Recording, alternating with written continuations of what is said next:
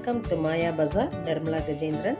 இன்றைக்கு நாம் பார்க்கும் ரெசிபி பாவக்காய் குழம்பு. நல்லெண்ணெய் 2 டீஸ்பூன் ஊற்றிருக்கேன்.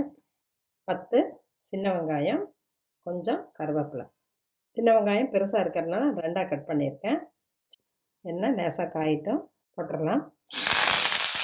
ரொம்ப செவக்கணும்னு அவசியம் இல்லை, லேசாக ஃப்ரை ஆனால் எடுத்துடலாம். 2 நிமிஷம் ஃப்ரை பண்ணால் போதும். ஃப்ரை ஆகிடுச்சு, ஸ்டவ் ஆஃப் பண்ணிடலாம். 1 டேபிள் ஸ்பூன் கறி மிளகாய்த்தூள் போட்டிருக்கேன். கறி மிளகாய்த்தூள் எப்படி செய்கிறதுன்னு லிங்க்கு டிஸ்கிரிப்ஷன் பாக்ஸில் போட்டிருக்கேன், பார்த்துக்கலாம். இப்போ ஃப்ரை பண்ண வெங்காயத்தையும் அதிலே போட்டுடலாம். 1 நிமிடம் ஆறுன விட்டு அரைச்சிக்குவோம். 2 பாவக்காயை ஸ்லைஸ் பண்ணி வச்சுருக்கேன். ஒரு பாவக்காயில் விதை இல்லை, அதனால் அப்படியே நம்ம போட்டுடலாம். இன்னொன்றில் இந்த மாதிரி மொத்தமான விதை இருந்தால் எடுத்துடணும். எண்ணெயில் போட்டு பாவக்காயை ஃப்ரை பண்ணணுன்னா நம்ம கொட்டையோடு தான் போடுவோம். இது குழம்புல போடுறதுனால விதையெல்லாம் ரிமூவ் பண்ணிட்டா தான் கசப்பு தன்மை இருக்காது. நல்லெண்ணெய் 3 டேபிள் ஸ்பூன் ஊற்றுறேன். இந்த மாதிரி புளிக்குழம்புக்கெல்லாம் கொஞ்சம் அதிகம்தான் ஊற்றணும். எண்ணெய் காஞ்சிருச்சு. 1/4 டீஸ்பூன் கடுகு, 1/2 டீஸ்பூன் கடலைப்பருப்பு, 1/2 டீஸ்பூன் உளுந்தம்பருப்பு, வெந்தயம் 1/4 டீஸ்பூன், வெங்காய வடகம் கொஞ்சம், பூண்டு 5, கருவேப்பிலை, தக்காளி சின்னதாக 1 நிமிஷம் ஃப்ரை ஆகட்டும். காய போட்டுடலாம். 2 நிமிடம் ஃப்ரை ஆகட்டும். பெருங்காயம் 1 பிஞ்சு போட்டுக்கலாம். அரைச்சி வச்ச விழுத போட்டுடலாம்.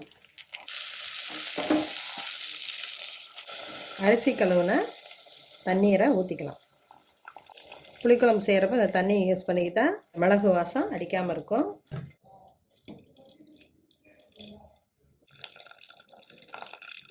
மஞ்சள் தூள் 1/4 டீஸ்பூன்.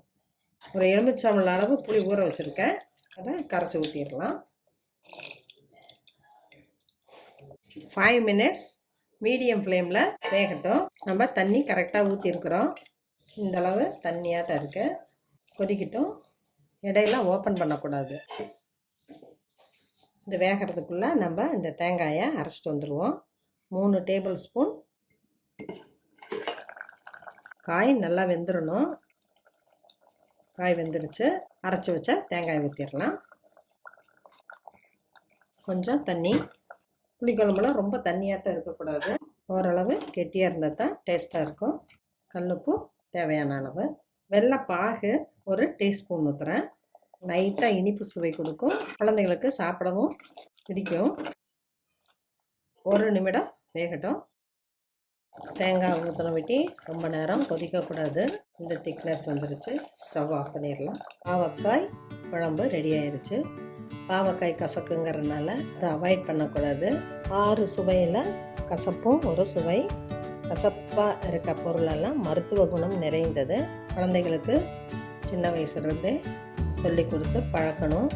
இது மீன் குழம்பு போலவே இருக்கும். சுடு சாதத்தில், இட்லி எல்லாத்துலேயும் சாப்பிடும்போது ரொம்ப ருசியாக இருக்கும். செஞ்சு பாருங்கள், சாப்பிட்டு பாருங்கள். பிடிச்சிருந்தால் சப்ஸ்கிரைப் பண்ணுங்கள், ஷேர் பண்ணுங்கள். தேங்க்யூ.